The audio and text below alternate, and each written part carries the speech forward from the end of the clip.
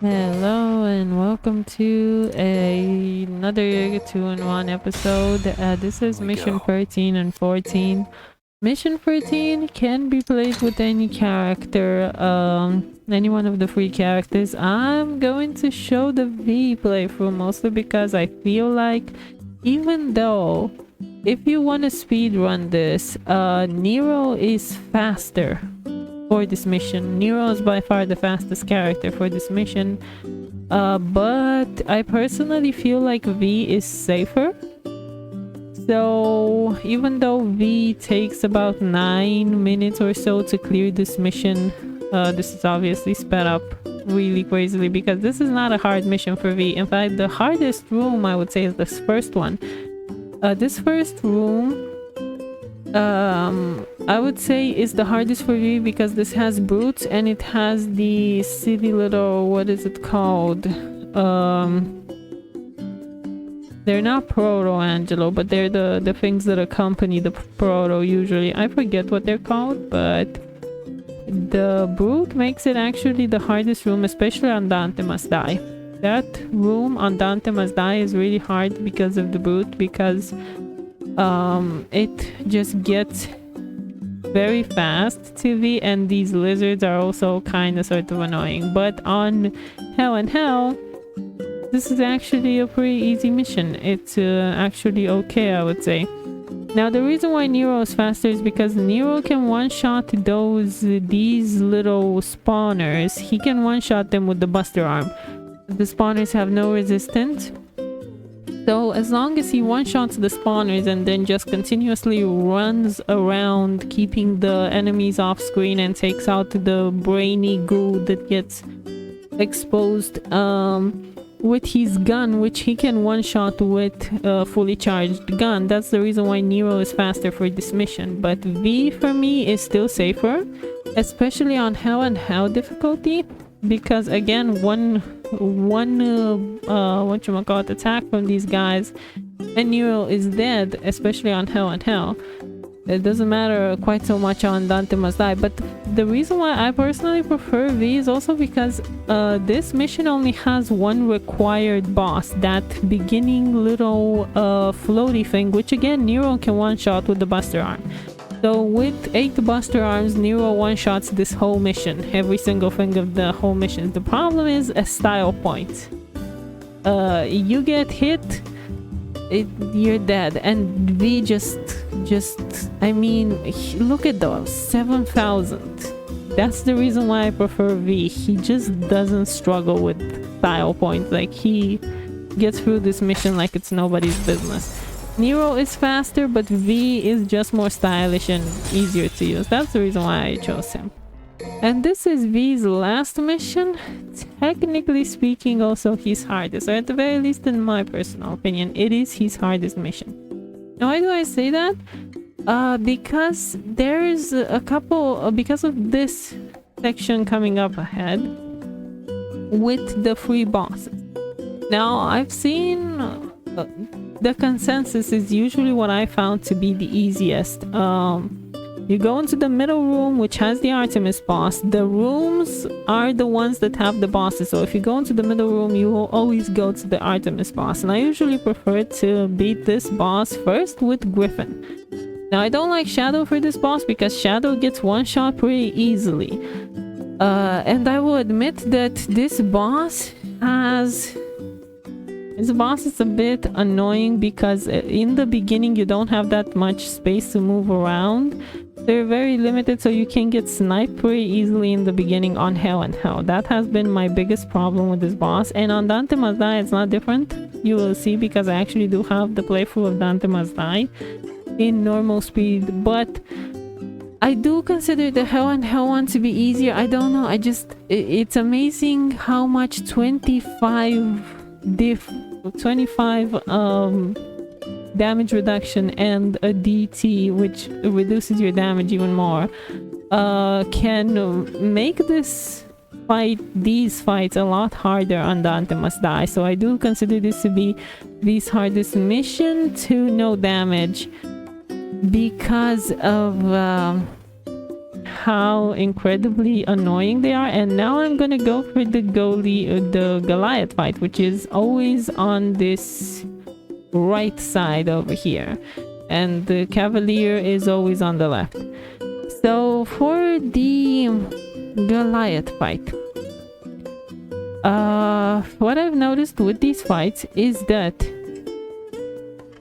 you have, I would say, these bosses that are good with some of your pets. So these bosses work better with some of your pets than with others. For example, Goliath feels a lot easier to dodge and to maneuver around if you have Shadow. Artemis feels a lot easier to deal with when you have Griffin. So usually what I prefer to do is go for Artemis, right? Because Artemis is the easier boss to dodge. If, let's say, Griffin is incapacitated during the Artemis fight, which he usually isn't because he usually is higher than her projectiles. If Griffin is incapacitated, Viken is still perfectly capable of dodging all of Artemis's attacks without having Griffin around. But if Shadow is there, the attack that I cannot dodge is the one where he needs to double jump because he needs Griffin for that. So that's why I prefer Griffin and Artemis and Shadow and Goliath. And I prefer usually having Shadow and Goliath. And I will show you this boss fight. Specifically, I wanted to show the Hell and Hell because I would have shown the Dante Must Die only. I would have only shown the Dante Must Die footage. But I wanted to show you that full DT is enough. Like, you usually do not need to unsummon Nightmare. I just unsummon him for that last part when he goes flying, just because I can. But the DT, one DT gauge is enough to essentially take out Cavalier Angelo, and I usually don't have a problem with him on any other difficulty except for Dante Must Die. And I do personally consider this mission for V in particular is a lot more difficult on Dante Must Die than it is and I went the wrong way. Don't go this way, go the other way. Goodness me. Yeah, this part is very confusing. I don't know how many people just figured out how you're supposed to move here without any issues. But yeah, once you're finished with those 3 fights, there is nothing here, just a downward spiral to the Nero boss. So there's no more boss fights. So I already got the S rank. I already got over 5,000 points. I have no damage, and there's the S rank. And now let me show you the Dante Must Die without speeding up. So I usually still, even on Dante Must Die, I go for Griffin, because I find that with Goliath feels more tanky to me, even though I know, technically speaking, when I look online, they both have the same amount of HP. They have 3,000 HP plus the Dante Must Die difficulty, which is a 75% damage reduction for you. So I don't know, about 6,000 somewhere along the line. The 6,000 would be like, it's not 6,000, it's about 5,000, right? Because it's 75, somewhere along 5,000 and something HP. It still feels a lot tankier. But here's what I mean with Griffin and Artemis, right?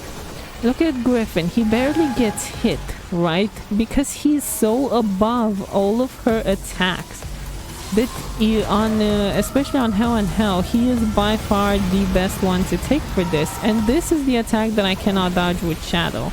I always get hit when I do Shadow dodge there. I don't know how, but that's and everything else that she's throwing at me, I can easily dodge with these normal dodge, no problem. She doesn't do her stupid booby attack that she does with Nero.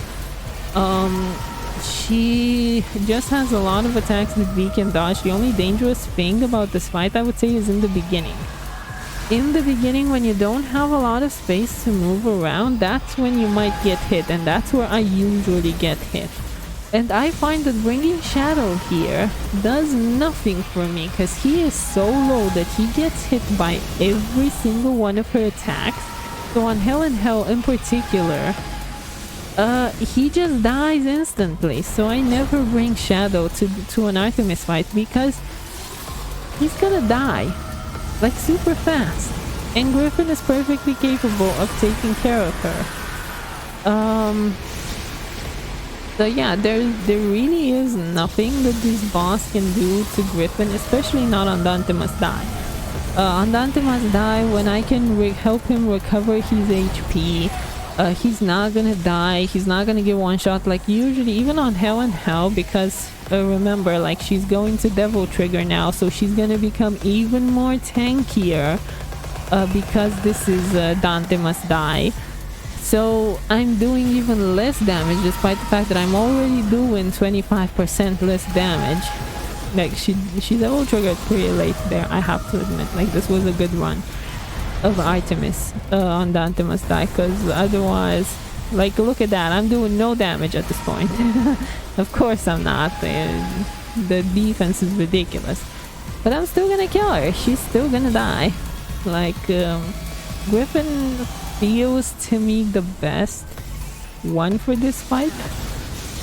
And Shadow feels useless, and of course Nightmare would be useless here, so I personally find that Griffin and Artemis are the best way for me to start, especially since I have the highest amount of chances to get hit on the Artemis fight than I do on the Goliath fight. Because of the small space in the beginning, so if I have to restart, I know that I'm restarting from the more dangerous point, let's say. Now let's talk about the Goliath fight, because I actually do no damage this mission. Because I'm doing auto. Now you can not do auto, but from what I've seen, if you don't do auto, you don't get the point requirements, or at the very least I never got the point requirements. So I still have to know damage everything if I want to get the score, so why not use auto? That's basically my my point. And now here's what I prefer to do for the Goliath fight, for Dante Must Die in particular, but also for Hell and Hell. I prefer to protect Shadow. Like, if he is about to do one of his crazy attacks, he hits my bird, he takes it out, I don't care. Because Shadow is so good at dodging Goliath. Everything that he does, all of his attacks, I can dodge them easily with Shadow. Dodging them with Griffin feels a lot more difficult, which is why I try to protect the bird, but it's not a priority. If Goliath's about to hit both of them, I am protecting Shadow. And the way you can protect your pets is by dodging with them. So I dodge with Shadow to bring him near me, I dodge with Griffin to bring him near me, and that way they don't get hit by his attack. This is especially useful on Hell and Hell. And every time I see that he's about to swing at Shadow, I usually just dodge with him, even if I'm not dodging anything, just to make sure that he is still available, because Goliath has a tendency to come running at you.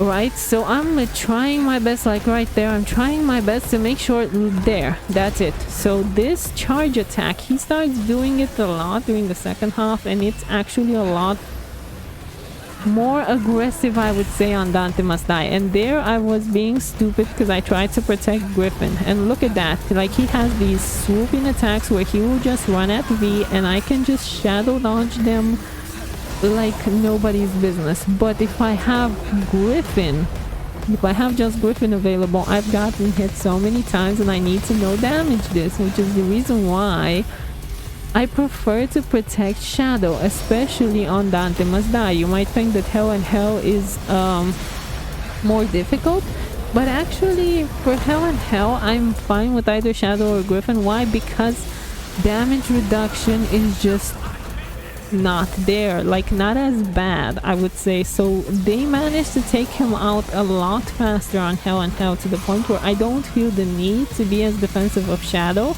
because I don't feel the need to consistently dodge his attacks like when I'm on Dante Must Die. But on this difficulty, that's usually my my prerogative. Like, yeah, you saw there, the bird was about to get hit. I couldn't do anything, because if I lost Shadow there and I was in this situation with just Griffin, he would have effed me up. There's no prettier way of saying it. He would have effed me up. So yeah, I prefer to have Shadow there and continuously dodge, especially when he's in a rage mode, because I don't want to get hit. And look at that, he just, during the second half, he starts going crazy like this and going for V relentlessly, which is the reason why I just prefer to have Shadow. And you will see Griffin incapacitated for most of this. Of course he is, because look at him. He's consistently going after V, like consistently, aggressively, and Shadow is my best way of dodging him. So I'd rather keep Shadow alive even if Griffin is incapacitated for most of this phase, because Shadow is the one that's gonna get me through it and maintain my no damage. So that's the reason why you see me be a lot more defensive with him and make sure that he's the one not taking hits. And Griffin, for the times when he's around, it's fine. He does his little damage, he's fine. Shadow is what I prioritize in this encounter, at the very least, especially on Dante Must Die, because look at him. He hasn't left V's ass for like the moment his HP got under 50. It's ridiculous. So yeah, he is a little bit of an ass during these parts. As soon as he calms down, I can do some damage with him, but quite frankly, like, he doesn't calm down for long. And he's just consistently coming after me, which is annoying. Yeah, from one dodge to another. It's so fun. I've gotten hit more times on Dante Must Die for this mission than I have on Hell and Hell, and I die in one hit on Hell and Hell, so I cannot tell you the amount of times that I've restarted this mission on Dante Must Die versus Hell and Hell, specifically because of Goliath and Artemis. They are way tankier, they feel harder to take out, and yeah, they just take so much more. Like, you need to be a lot more careful with them, I would say, on Dante Must Die, especially if you're trying to no damage it like I am, because again, I wouldn't make the points otherwise. I wouldn't make the points not because of auto. I would legitimately not make the points even if I wasn't using auto, because I'm not making the style point, so I would still have to no damage this mission. So if I'm no damaging, why wouldn't I use auto to get more points? And this is the point where Cavalier has 6,000 HP, I believe.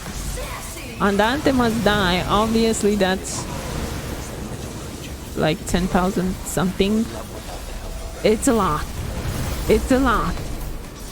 You will see me unsummon Nightmare when he goes into his little poses, just because I need to preserve him, because here he has so much HP that if I am not careful, Nightmare, and I don't have Nightmare available to protect both my pets and V, Cavalier will hit V. I've had moments when I just didn't have enough DT to summon Nightmare, and you will see me desummon him as soon as I am about to run out of DT, just because I want to space it out, because this guy has a lot more HP. And now you'll see me summon him just because, I mean, he's dead, you know.